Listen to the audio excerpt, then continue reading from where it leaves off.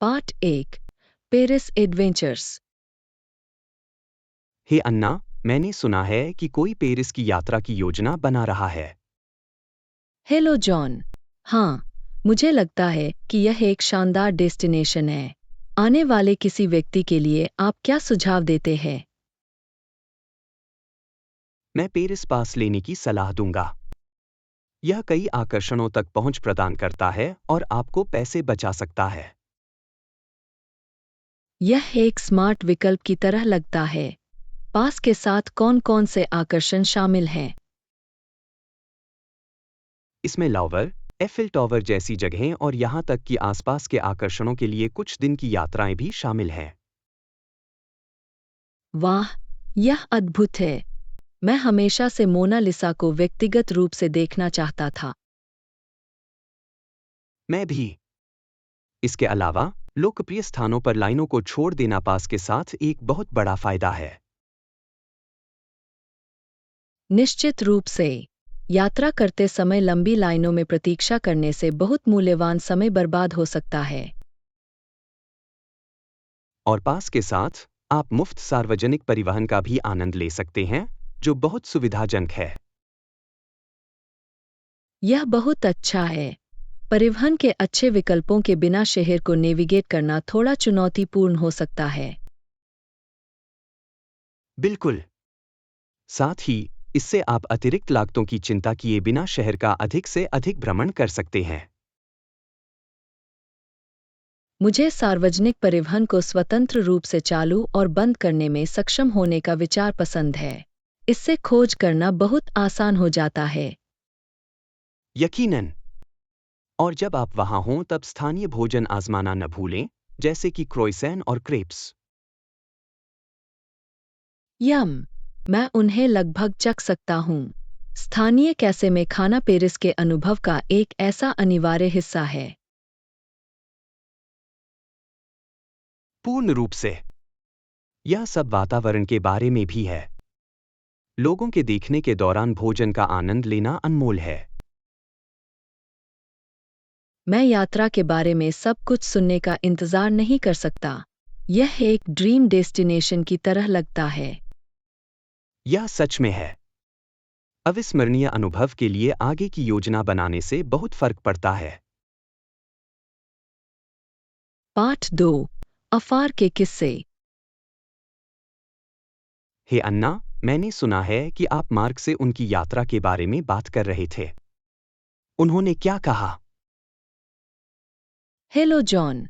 उन्होंने अलग-अलग जगहों पर अपने कारनामों के बारे में कुछ आकर्षक कहानियां साझा की। यह रोमांचक लगता है। उन्होंने आपको सबसे दिलचस्प कहानी कौन सी बताई थी? उन्होंने अमेज़न वर्षावन के माध्यम से एक ट्रेक का उल्लेख किया। यह अविश्वसनीय और थोड़ा कठिन लग रहा था। वाह! मैं केवल उन वन्य जीवों और दृश्यों की कल्पना कर सकता हूं, जिनका उन्होंने वहां सामना किया होगा। बिल्कुल।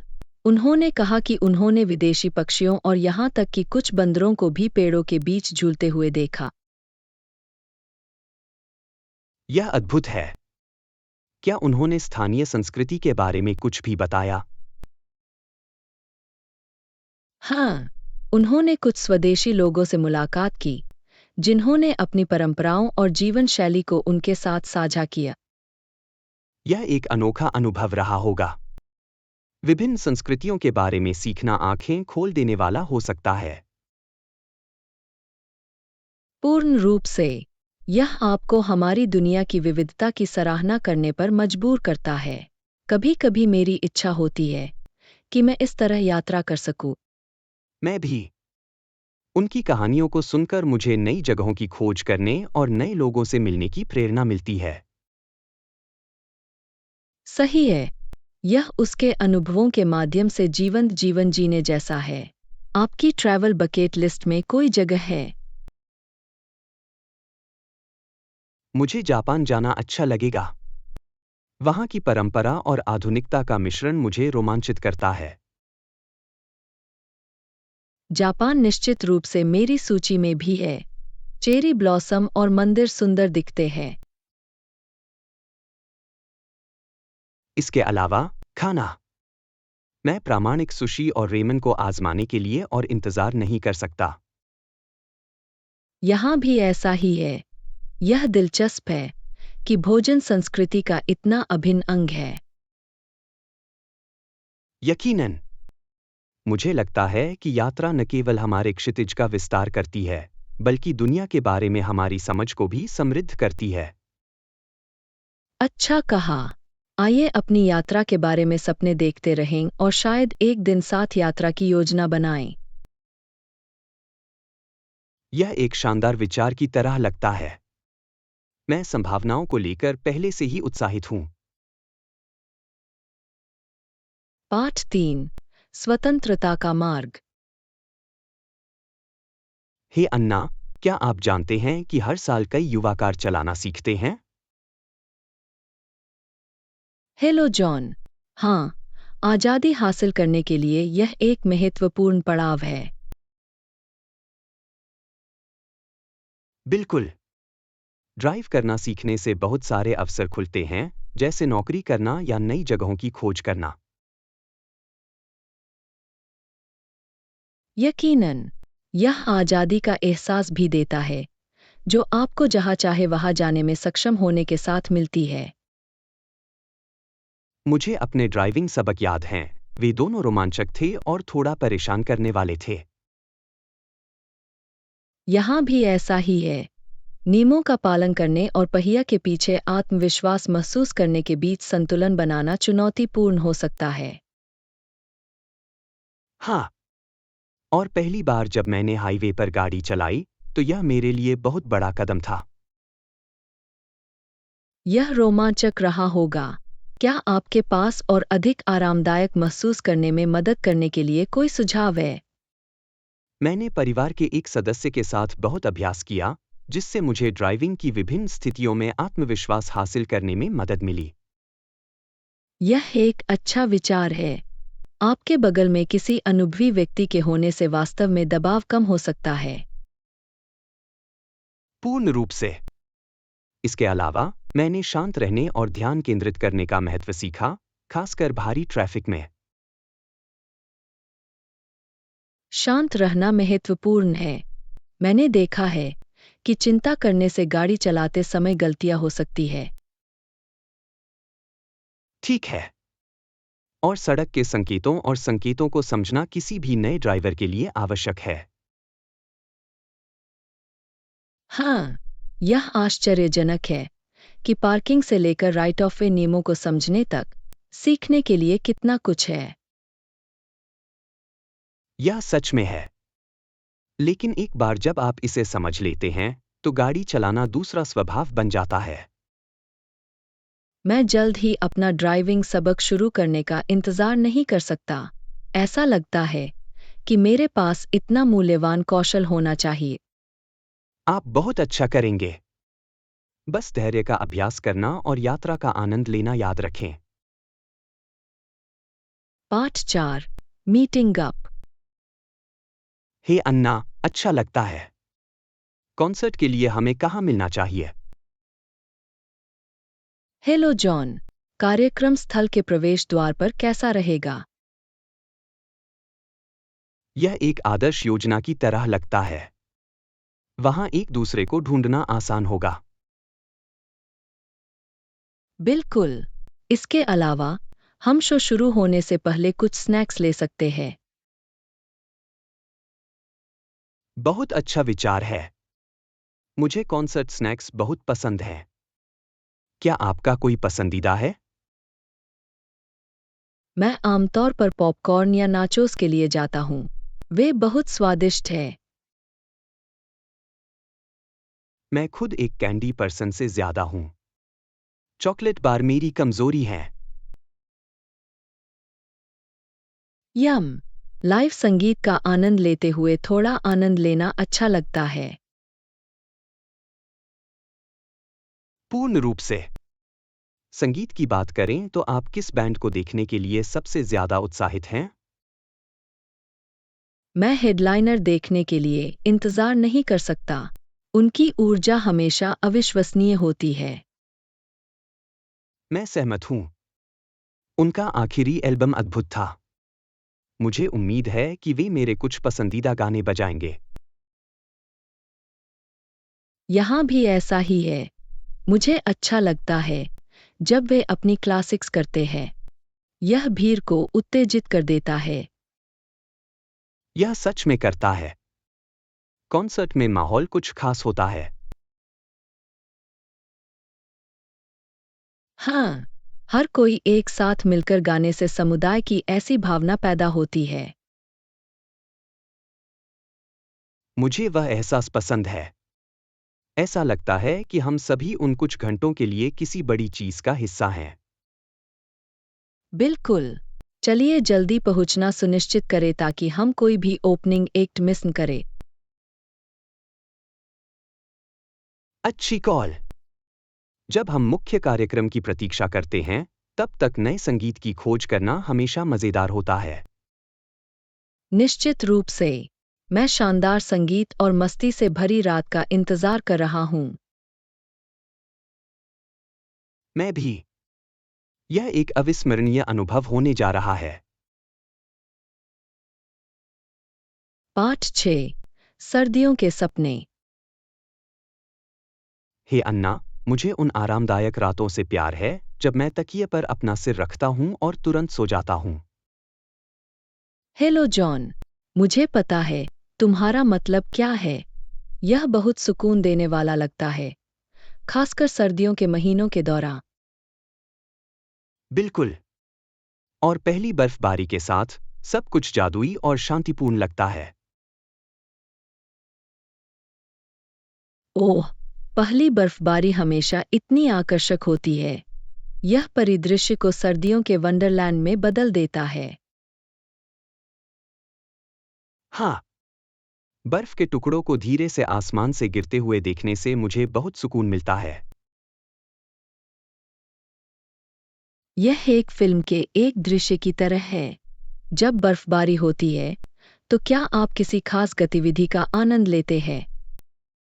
मुझे स्नोमैन बनाना या दोस्तों के साथ स्लेजिंग करना पसंद है। यह ऐसी बेहतरीन यादों को वापस लाता है। वे बहुत मज़ेदार है। मुझे बाहर बर्फ देखते हुए हॉट चॉकलेट पीने में भी मज़ा आता है। हॉट चॉकलेट सर्दियों के लिए एकदम सही उपचार है। क्या आप अपने लिए कुछ खास जोड़ना पसंद करते हैं? कभी-कभी मैं अतिरिक्त स्पर्श के लिए मार्शमैलो या दालचीनी का छिड़काव करता हूँ। आप कैसे हैं? मुझे ऊपर से व्हिप्ड क्रीम जोड़ना बहुत पसंद है। यह थोड़ा सा भोग जैसा महसूस कराता है। यम। और बाहर ठंड होने पर अंदर रहने का मधुर एहसास सबसे अच्छा हिस्सा है। पूर्ण रूप से। कंबल और अच्छी किताब या फिल्म के साथ आराम करना अच्छा लगता है। सर्दियों की रातें उसके लिए एकदम सही है। आराम करने और कुछ डाउनटाइम का आनंद लेने के लिए यह बहुत अच्छा समय है। मैं सहमत हूं। यह आश्चर्यजनक है कि प्रकृति इस तरह का शांत वातावरण कैसे बना सकती है। हाँ, बर्फबारी के बाद का सन्नाटा कितना तरोताजा कर देता है। ऐसा लगता है कि समय अभी भी ठहर गया है। बिल्कुल। यहाँ उन शांतिपूर्ण सर्दियों की रातों और उनके द्वारा लाए जाने वाले सभी जादू का आनंद लेने के लिए है। पाठ 6। सर्दियों के सपने।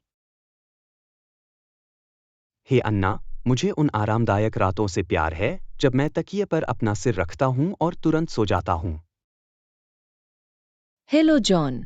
मुझे पता है तुम्हारा मतलब क्या है। यह बहुत सुकून देने वाला लगता है, खासकर सर्दियों के महीनों के दौरान। बिल्कुल। और पहली बर्फबारी के साथ सब कुछ जादुई और शांतिपूर्ण लगता है। ओह, पहली बर्फबारी हमेशा इतनी आकर्षक होती है। यह परिदृश्य को सर्दियों के वंडरलैंड में बदल देता है। हाँ, बर्फ के टुकड़ों को धीरे से आसमान से गिरते हुए देखने से मुझे बहुत सुकून मिलता है।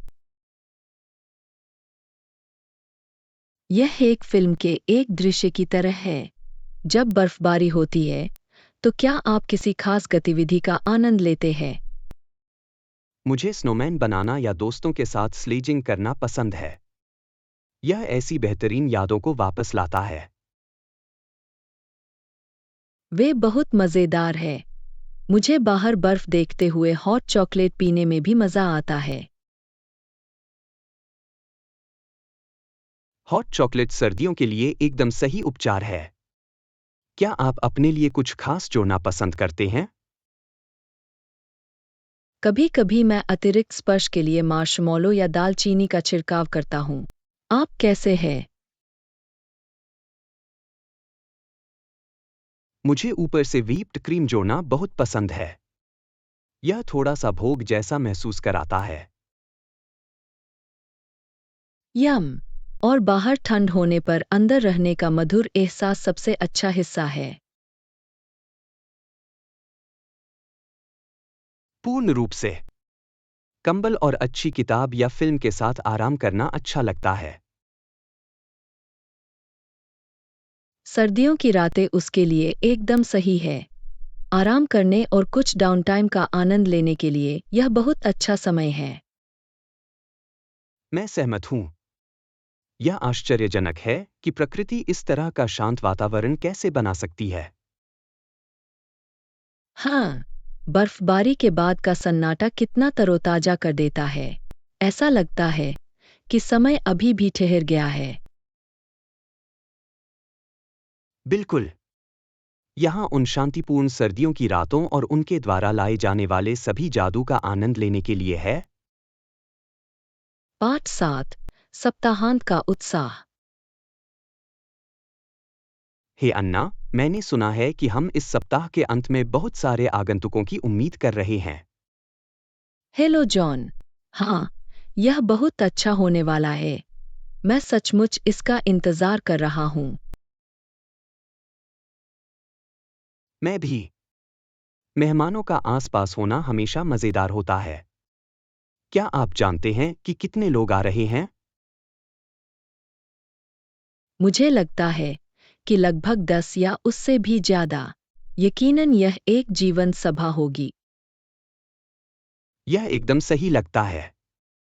क्या आपके पास गतिविधियों के लिए कोई योजना है? मैं सोच रहा था कि हम कुछ खेलों का आयोजन कर सकते हैं और शायद एक ट्रिविया प्रतियोगिता का आयोजन कर सकते हैं। बहुत अच्छा विचार है। ट्रिविया हमेशा हिट होता है। साथ ही यह नई चीजें सीखने का एक मजेदार तरीका है। बिल्कुल। और हम सभी के लिए कुछ स्वादिष्ट स्नैक्स भी बना सकते हैं। हाँ, आपको क्या लगता है कि हमें किस तरह के स्नैक्स बनाने चाहिए? मुझे लगता है कि नमकीन और मीठे का मिश्रण अच्छा होगा। हो सकता है कि ब्राउनी के साथ कुछ चिप्स और साल्सा भी हो। यह स्वादिष्ट लगता है। मुझे ब्राउनीज बहुत पसंद हैं। वे हमेशा भीड़ के पसंदीदा होते हैं। सही है। और स्वस्थ विकल्प के लिए हम कुछ ताजे फल भी ले सकते हैं। अच्छी सोच है। मिठाइयों को किसी ताज़ा चीज़ के साथ संतुलित करना हमेशा स्मार्ट होता है।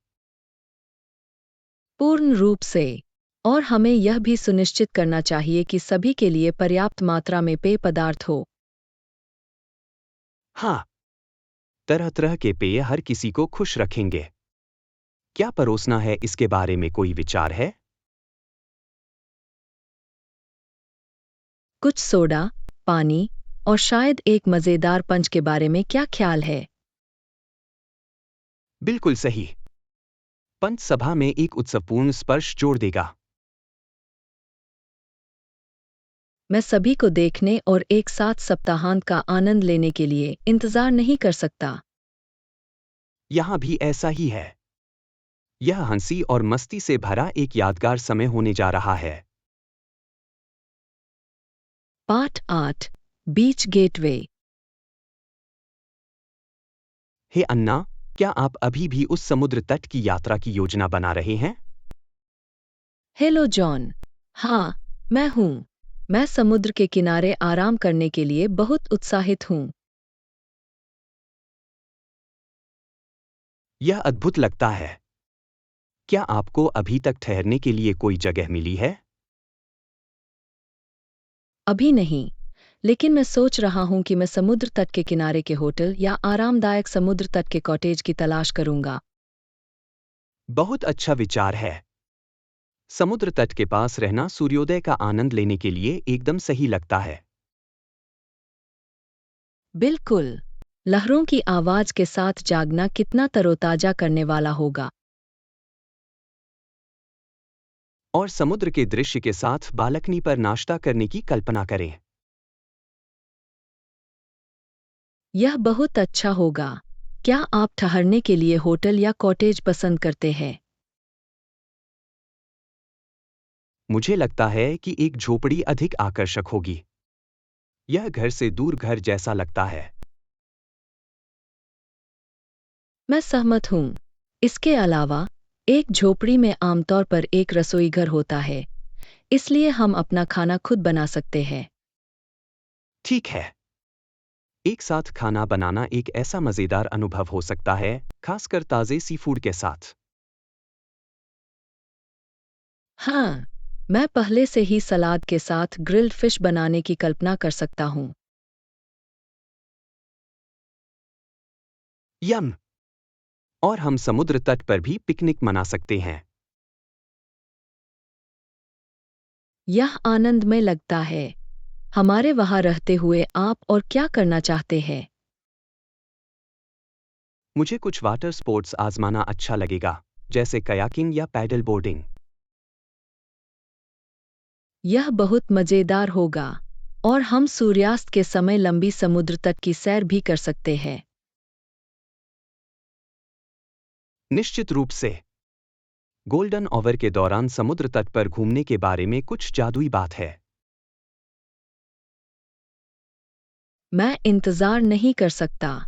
यह यात्रा हमारे व्यस्त जीवन से एक शानदार पलायन साबित होने वाली है। पूर्ण रूप से।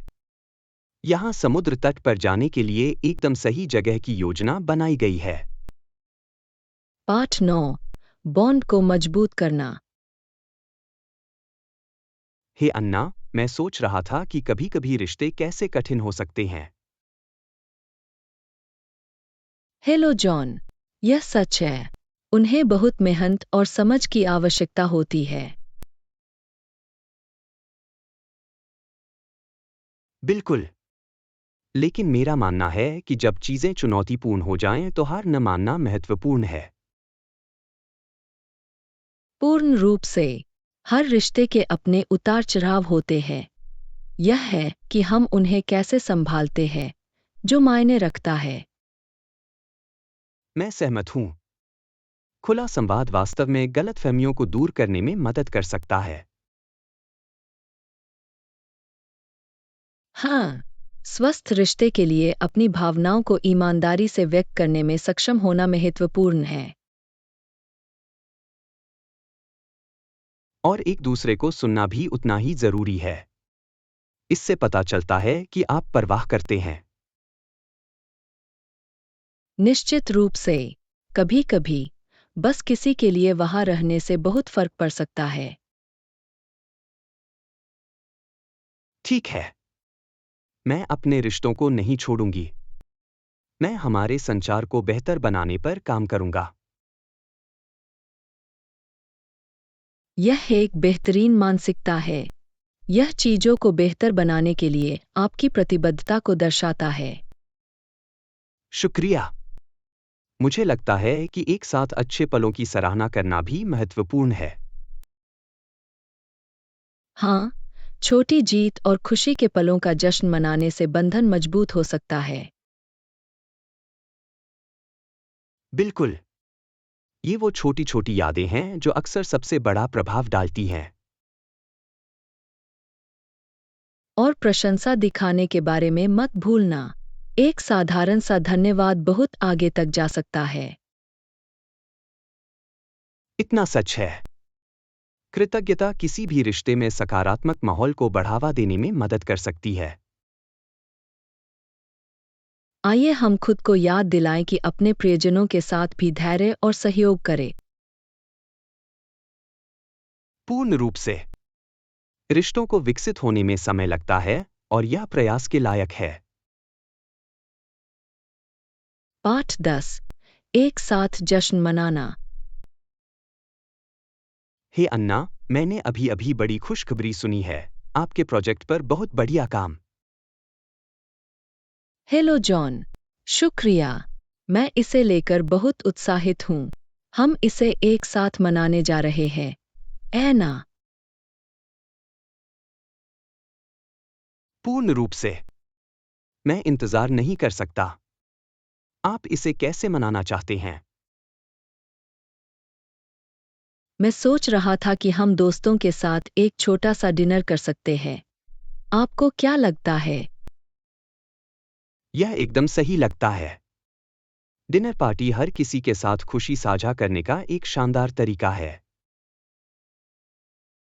हाँ, साथ ही हम कुछ स्वादिष्ट भोजन का आनंद ले सकते हैं और साथ में मस्ती कर सकते हैं। क्या आपके मन में कोई विशिष्ट रेस्तरां है या हमें घर पर खाना बनाना चाहिए?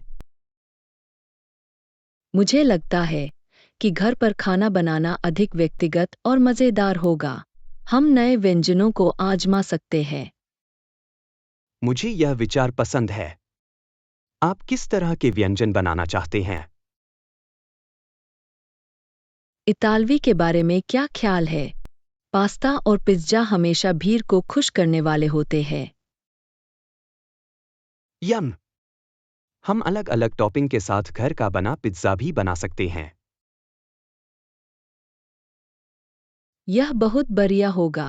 हर कोई अपने खुद के पिज़्ज़ा को कस्टमाइज कर सकता है। बिल्कुल। और हम भोजन को पूरा करने के लिए सलाद और कुछ मिठाइयाँ मिला सकते हैं। बिल्कुल सही। इसे और ख़ास बनाने के लिए मैं डेजर्ट के लिए केक बेक कर सकती हूँ। केक बहुत अच्छा लगता है। केक के साथ जश्न मनाना बहुत ज़रूरी है। निश्चित रूप से। मैं हर किसी की प्रतिक्रियाओं को देखने के लिए इंतज़ार नहीं कर सकता जब वे इसका स्वाद चखते हैं। यह हंसी, अच्छे भोजन और शानदार कंपनी से भरी एक यादगार शाम होने जा रही है। पाठ 11। एक साहसिक कार्य की योजना बनाना। हे अन्ना, मैं कुछ जानकारी इकट्ठा करूंगा और आपको हमारे अगले साहसिक कार्य के लिए कुछ विचार दूंगा। Hello John. यह रोमांचक लगता है। मैं यह सुनने के लिए इंतज़ार नहीं कर सकता कि आप क्या लेकर आए हैं। मैं पहाड़ों में लंबी पैदल यात्रा के बारे में सोच रहा हूं या शायद एक राष्ट्रीय उद्यान की खोज कर रहा हूं। दोनों विकल्प अद्भुत लगते हैं। पहाड़ों में लंबी पैदल यात्रा से शानदार दृश्य दिखाई दे सकते हैं। बिल्कुल। और राष्ट्रीय उद्यानों में अक्सर विविध वन्य जीव और सुंदर परिदृश्य होते हैं जिनका आनंद लिया जा सकता है। मुझे वन्यजीवों को उनके प्राकृतिक आवासों में देखना बहुत पसंद है। यह अनुभव को और खास बनाता है। निश्चित रूप से। मैं उन पगडंडियों की तलाश करूंगा जो शानदार दृश्यों और जानवरों को देखने के लिए जाने जाते हैं। बहुत अच्छा विचार है। और हमें हाइक के लिए कठिनाई के स्तर पर भी विचार करना चाहिए। सच है। हम यह सुनिश्चित करना चाहते हैं कि यह हम दोनों के लिए उपयुक्त हो। हो सकता है कि कुछ मध्यम रास्ते हों। यह एकदम सही लगता है। मज़ेदार होने के लिए काफ़ी चुनौतीपूर्ण लेकिन बहुत थका देने वाला नहीं। मुझे कुछ ऐसे विकल्प मिलेंगे जिनकी अच्छी समीक्षाएं हैं और आसपास बहुत सारी सुविधाएं हैं। सुविधाएं मददगार होंगी। रेस्टरूम और पिकनिक क्षेत्र उपलब्ध होना अच्छा है। हाँ। और मैं जांच करूंगा कि क्या कोई निर्देशित टूर या गतिविधियां हैं जिनमें हम शामिल हो सकते हैं। मौजमस्ती करते हुए क्षेत्र के बारे में अधिक जानने का यह एक शानदार तरीका होगा। अगर हमें झील मिल जाए तो मैं जिपलाइनिंग या कैनोइंग जैसे किसी अनोखे रोमांच को भी देखूंगा। वाह, यह एक अविश्वसनीय रोमांच होगा। मैं हमेशा से जिपलाइनिंग आजमाना चाहता था। मैं भी। पेड़ों के बीच से उड़ने का रोमांच रोमांचक लगता है। आइए इसे अपनी योजनाओं में शामिल करना सुनिश्चित करें यदि हमें कोई ऐसी जगह मिल जाए जो इसे प्रदान करती है। पूर्ण रूप से। मैं यह सब एक साथ करने के लिए उत्साहित हूं। यह एक अविस्मरणीय अनुभव होगा। पाठ 12। गर्मियों की योजनाएं। हे अन्ना, क्या आपने अभी तक हमारी गर्मियों की यात्रा की बुकिंग शुरू कर दी है? Hello John. हाँ, मैं इस पर गौर कर रहा हूँ। मैं जल्द ही आपके साथ विवरण साझा करूँगा। बिल्कुल सही। मैं हमारे समर एडवेंचर का इंतजार नहीं कर सकता। हम फिर से कहाँ जा रहे हैं? हम समुद्र तट पर जाने की योजना बना रहे हैं। याद है, यह बहुत मज़ेदार होने वाला है। ओह ठीक है। मैं तैराकी और धूप सेंकने को लेकर बहुत उत्साहित हूँ। क्या आपके मन में कोई खास बीच है? मैं उस खूबसूरत समुद्र तट के बारे में सोच रहा था जिसे हमने पिछले साल देखा था। रेत कितनी नर्म थी। यह अद्भुत लगता है। और पानी एकदम साफ था। यह आराम करने के लिए एकदम सही जगह है। हाँ, इसके अलावा बीच वॉलीबॉल और जेट स्कीइंग जैसी बहुत सारी गतिविधियां हैं। मुझे बीच वॉलीबॉल बहुत पसंद है। हमें अपने दोस्तों के साथ एक खेल का आयोजन जरूर करना चाहिए। बहुत अच्छा विचार है। और हम शाम के लिए अलाव की योजना बना सकते हैं। यह कितना आरामदायक होगा। पूर्ण रूप से। आग के आसपास बैठना, मार्शमैलो को भूनना और कहानियों को साझा करना एकदम सही लगता है। मैं पहले से ही इसे चित्रित कर सकता हूँ। क्या आपको लगता है कि हमें पहले से आवास बुक करने की जरूरत है? हाँ, मुझे लगता है कि किसी जगह को जल्दी आरक्षित करना बुद्धिमानी है, खासकर क्योंकि गर्मी एक व्यस्त मौसम है। अच्छी बात है। मैं एक समुद्र तट घर या एक अच्छे होटल की तलाश करूंगा जो हमारे बजट के अनुकूल हो। अगर आपको कुछ अच्छा लगे तो मुझे बताएं। मैं शोध में भी मदद कर सकता हूँ। धन्यवाद, जॉन। टीम वर्क से योजना बनाना बहुत आसान हो जाता है। मैं सब कुछ अंतिम रूप देने के लिए इंतजार नहीं कर सकता। मैं भी। यह गर्मी अविस्मरणीय होने वाली है। पाठ 13। रेगिस्तान में पानी। हे अन्ना, क्या आपने कभी सोचा है कि लास वेगास पानी का उपयोग कैसे करता है? Hello John. हाँ, यह आकर्षक है। भले ही लास वेगास रेगिस्तान में है, लेकिन हर जगह पानी का असाधारण उपयोग होता है। बिल्कुल। यहाँ के फव्वारे और पूल बहुत ही शानदार हैं। बेलाजियो फाउंटेन इसका बेहतरीन उदाहरण है। वे है, जिस तरह से वे संगीत पर नाचते हैं, वह मंत्रमुग्ध कर देने वाला है। रेगिस्तान के परिदृश्य में यह बहुत जादुई लगता है। सही है। और फिर यहाँ वे सभी शानदार होटल पूल हैं। वे छोटे ओसिस की तरह दिखते हैं। हाँ, यह अविश्वसनीय है कि वे इतनी शुष्क जगह में इतने सुंदर वातावरण कैसे बनाते हैं। वे वास्तव में जानते हैं कि उन भव्य प्रदर्शनों से पर्यटकों को कैसे आकर्षित किया जाए। क्या आपको लगता है कि यह टिकाऊ है? यह एक अच्छा सवाल है। हालांकि यह सुंदर है। मुझे आश्चर्य है कि वे ऐसे सूखे क्षेत्र में जल संसाधनों का प्रबंधन कैसे करते हैं। सच है। मैंने सुना है कि वे कुछ फव्वारों और लैंडस्केपिंग के लिए पुनर्नवीनीकरण किए गए पानी का उपयोग करते हैं। यह एक स्मार्ट समाधान है। यह ताजे पानी को संरक्षित करने में मदद करता है और फिर भी शहर को शानदार बनाए रखता है। पूर्ण रूप से। यह सब विलासिता और स्थिरता के बीच संतुलन खोजने के बारे में है। मैं इस प्रयास की प्रशंसा करता हूँ। इसके अलावा, रेगिस्तान की पृष्ठभूमि में हरे और नीले रंग का अंतर आश्चर्यजनक है। यह सच में है। लास वेगास पानी के अपने असाधारण उपयोग के साथ एक अनूठा अनुभव बनाने में कामयाब होता है।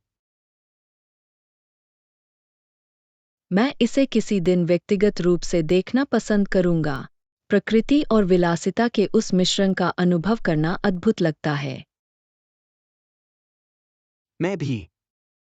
इस बारे में और जानना दिलचस्प होगा कि वे उस संतुलन को कैसे बनाए रखते हैं। पाठ 14। मन को उलझाना। हे अन्ना, मैं सोच रहा था कि बच्चों को गतिविधियों से जोड़े रखना कितना महत्वपूर्ण है। Hello John. बिल्कुल। यह उन्हें व्यस्त रख सकता है और समस्या सुलझाने के कौशल को प्रोत्साहित कर सकता है। बिल्कुल। क्या आपने उन पहेली खेलों को देखा है जो अभी लोकप्रिय हैं? हाँ, वे बच्चों के लिए मौजमस्ती करते हुए गंभीर रूप से सोचने का एक शानदार तरीका है। मुझे पसंद है कि कैसे पहेलियां धैर्य और दृढ़ता भी सिखा सकती हैं। यकीनन, जब बच्चे चुनौतियों का सामना करते हैं, तो वे केंद्रित और दृढ़ रहना सीखते हैं। और जब वे अंततः एक पहेली को हल करते हैं, तो उपलब्धि की भावना को देखना रोमांचक होता है। हाँ, सफलता की यह भावना उनके आत्मविश्वास को काफी बढ़ा सकती है। क्या आपको लगता है कि स्कूलों को अपने पाठ्यक्रम में पहेलियों जैसी अधिक व्यावहारिक गतिविधियों को शामिल करना चाहिए? निश्चित रूप से। इंटरैक्टिव लर्निंग छात्रों के लिए पाठ को अधिक मनोरंजक और यादगार बना सकती है। मैं सहमत हूं। इससे वे जो सीखते हैं, उसे वास्तविक दुनिया के परिदृश्यों में लागू कर सकते हैं। साथ ही, यह टीम वर्क को प्रोत्साहित करता है, जब वे इन गतिविधियों पर एक साथ काम करते हैं। यह बहुत अच्छी बात है। सहयोगात्मक समस्या समाधान उन्हें भविष्य की चुनौतियों के लिए तैयार करता है। बिल्कुल। सामाजिक कौशल विकसित करने और दोस्ती बनाने के लिए भी यह आवश्यक है। मुझे लगता है कि वयस्कों के रूप में हमें भी अपने दिमाग को तेज रखने के लिए इसी तरह की गतिविधियों में शामिल होना चाहिए। पूर्ण रूप से। खेल, पहेलियाँ या यहाँ तक कि नए कौशल सीखना किसी भी उम्र में फायदेमंद हो सकता है। यहाँ जिज्ञासु और व्यस्त रहने के लिए है, चाहे हम कितने भी साल के क्यों न हों। कृपया हमारे चैनल को सब्सक्राइब, लाइक और शेयर करें। आपका समर्थन हमें और बेहतरीन सामग्री बनाने में मदद करता है। शुक्रिया।